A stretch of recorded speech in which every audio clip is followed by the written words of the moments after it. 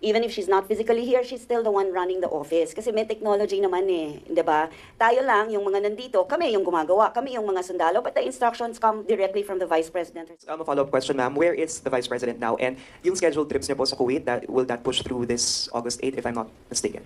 Let me verify that information. We'll get back to you on that one. Thank you po. But is she in the Philippines now? I will get back to you on that. Okay. So, kumusta namin saan po si VP ngayon, ma'am? Tapos Okay. kumusta po siya? Sige, we'll get back to you on that before we end this conference. JC, paalam na lang please. Is she Okay. just here? Or should I say? Who knows? She can just be right in the office. Oo nga, a few steps away. Di alam kung nasaan. She might be. Tanong ko lang, di ba niya nakikita si VP? Di niya alam yung schedule? Binibigay ba sa kanya yung schedule? Who knows? But who knows?